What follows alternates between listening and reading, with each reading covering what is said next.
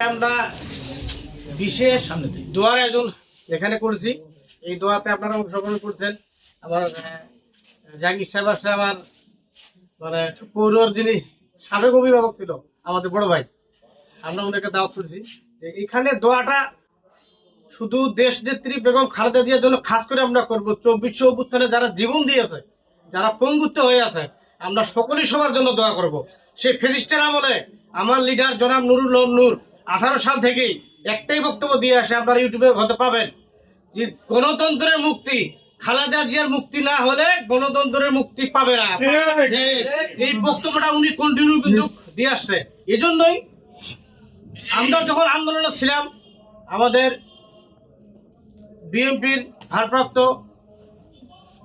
তায়েক সাহেব উনি যে বক্তব্যগুলো দিতেন এবং যেটা উৎসাহ দিতেন যে নূর তুমি এই প্ল্যানে করো, এই প্ল্যানে করো, আমরা উনার নির্দেশনায় এবং আমাদের লিডার জনাব নুরুল হক নূরের সৎ সাহসে, উনার পেশি শক্তি ছিল না, উনার শক্তি ছিল শরীরের, উনার মেন পাওয়ার ছিল না, কিন্তু একাই ঢাকা শহর সে কাঁপাইতো যে এই দেশ ফেসিবাদ মুক্ত করতে হবে, এই দেশ থেকে গণতন্ত্রের মা যিনি বেগম খালেদা জিয়া উনাকে কারাগার থেকে মুক্ত করতে হবে, উনাকে মুক্ত না করা পর্যন্ত এই দেশের ফেসিবাদ মুক্ত হবে না।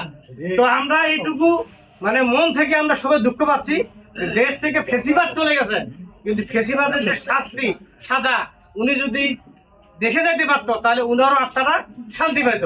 তো যাক, আমরা সবাই খাস করে উনার জন্য দোয়া করবো। উনি এই দেশের জন্য অনেক ত্যাগ, অনেক কষ্ট, নির্যাতন যে সহ্য করেছে, এই জন্য মানে বেগম খালেদা জিয়ার উনার কোনো তুলনা হয় না। উনি মানে ইতিহাসে থাকবে বাংলাদেশ।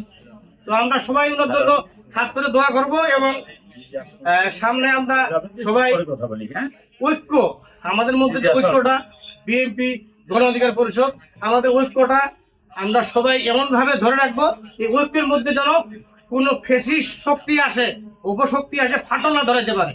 আমরা সবাই একই থাকবো তো এখানে। আমার 10টা ইউনিয়নের প্রেসিডেন্ট সেক্রেটারি এবং পৌর প্রেসিডেন্ট সেক্রেটারি, আমি ওদেরকে বিশেষ কারণে ডাকছি যে আমাদের মধ্যে ঐক্য, কোনো উপশক্তি আসি যেন ফাটল না ধরাইতে পারে, আমাদের মধ্যে ঐক্যটা ঠিক থাকে।